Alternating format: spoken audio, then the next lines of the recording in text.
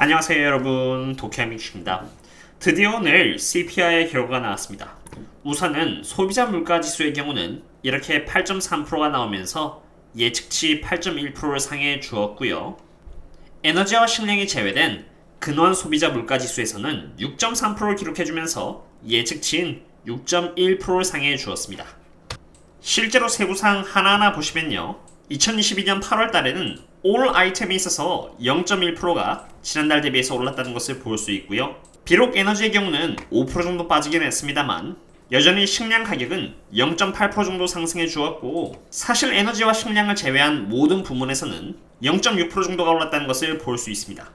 0.6%의 상승률은 과거의 흐름을 보았을 때 결코 작은 상승폭이 아닌 것을 볼 수 있으며, 이것을 통해서 알 수 있는 것은 지금 미국이 겪고 있는 인플레이션은 단지 에너지와 식량에 의한 인플레이션이 아닌 전 방위적으로 가격 상승이 뒤따라주고 있다는 것을 의미합니다. Fed는 이미 CPI 결과가 나오기 이전부터 Terminal Fed Funds Rate로서 2023년 4월경에 4%에서 4% 이상을 바라보고 있는 상태였는데요. 이러한 현상은 지금 현재 일자리 상태가 여전히 생각보다 강한 현상에서 기인한 것입니다. 이러한 상태에서 CPI마저 생각보다 높게 나왔기에 4%라는 이 터미널 레이트는 이러한 9월 9일 기준 이후 더 높게 올라갈 수 있다고 생각합니다. 이렇게 된다면 저희들은 앞으로 어떤 시나리오를 앞둘 수 있는 것일까요? 참고로 저는 과거 영상에서 어그로가 아니라 이미 이러한 시나리오가 충분히 나올 수 있다는 것을 이러한 영상 등을 통해서 충분히 설명을 드린 바 있습니다. 그리고 이러한 사태에 대비해서 저는 저희 멤버십 분들과 함께 이러한 폭락장에 있어서 상대적으로 괜찮은 상태를 보여주고 있으면서도 훌륭한 배당금을 주고 있는 원유 섹터라던가 15%의 배당을 주고 있는 칼 아이칸 기업인 IEP, 그리고 8월 28일날 분석했던 프라이빗 섹터에서 1위를 하고 있으면서도 이렇게 7% 오른 것도 모자라 하락하지 않는 모습을 보여주는 인도은행 HDB의 투자를 통해서 해칭을 최대한 하고 있습니다. 저는 개인적으로 이러한 상황이 비록 단기적으로 굉장히 아픈 경험이 될 수도 있겠지만 장기적으로 잘 본다면 정말 좋은 기업들을 저평가된 상태에서 살 수 있는 절호의 기회라고 생각하는데요. 혹시라도 저희 커뮤니티와 함께 안전하게 그리고 편안하게 장기 투자를 이어나가고 싶으시다면 언제든지 이 링크를 통해서 가입하신 뒤 커뮤니티 탭에 있는 제 글을 통해서 텔레그램으로 접속해 주시면 되겠습니다. 아마 이 그림은 제 과거 영상에서 미국 주식이 정말 위험하다는 썸네일의 영상에서 자주 접하셨던 분석 자료인데요.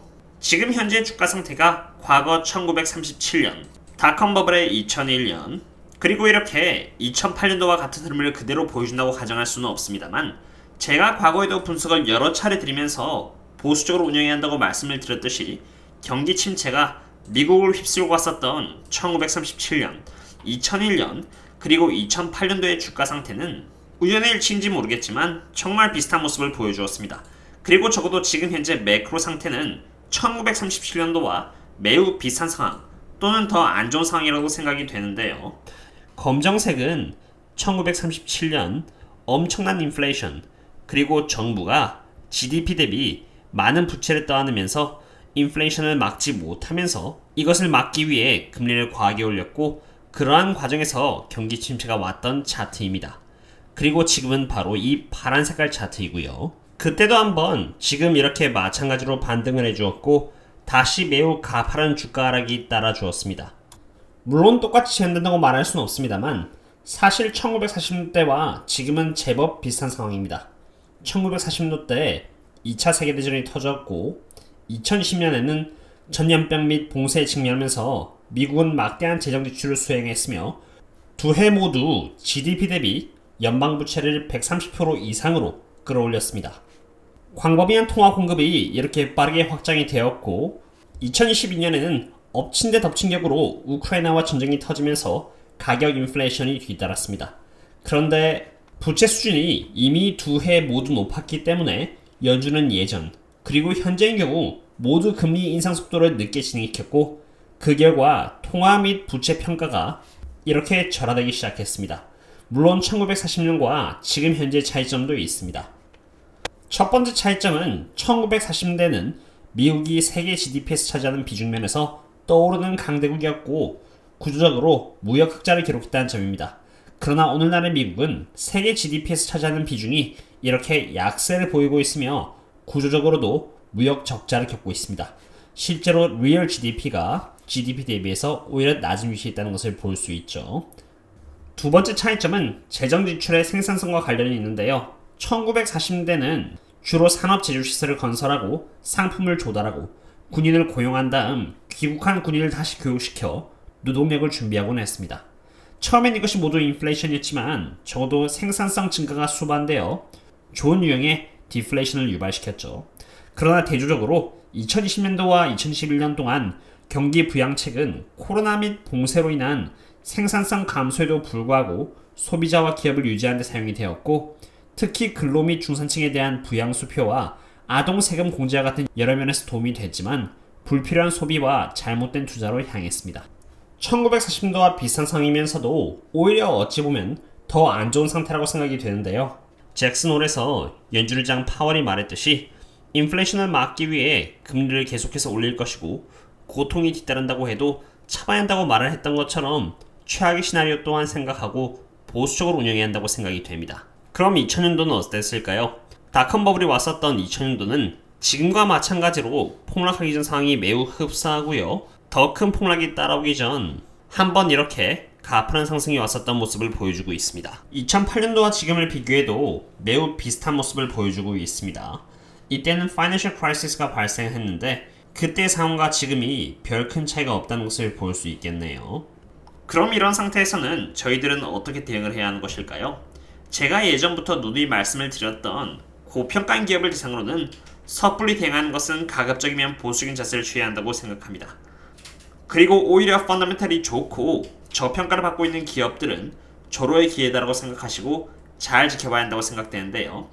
그러한 기업들 중 하나가 이렇게 바로 구글이라던가 마이크로소프트와 같은 블루칩 기업들이 되겠습니다. 이렇게 좋은 기업들 대상으로 너무나도 대응하기 좋은 가격이 온다면 당연히 텔레그램에 있는 멤버십 분들께는 바로 공유를 해드리도록 하겠고요. 그리고 사실 침이 마르도록 말씀을 드렸듯이 그와 동시에 여기 원유 섹터만큼 인플레이션에 해칭해줄 수 있는 종목은 없다고 생각합니다.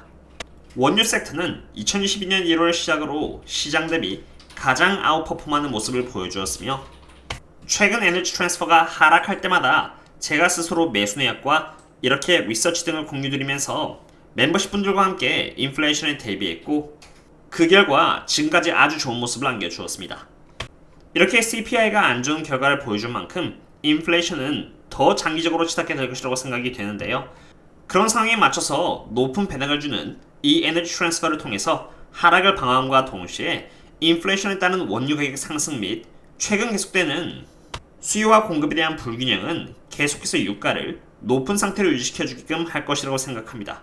그리고 미국의 전략 비축률 또한 역사적으로 가장 낮은 지점을 보여주는 만큼 굉장히 많이 풀었는데요. 중간 선거쯤에는 전략 비축률의 방출이 멈출 것이고 이것은 다시 한 번 더 안 그래도 부족한 공급에 더 불을 붙일 것이라고 생각합니다. 물론 이란과 미국이 협상을 하거나 전쟁이 끝나거나 또는 경기 침체가 찾아옴에 따라서 낮아진 수요에 의해 유가가 하락할 수도 있습니다.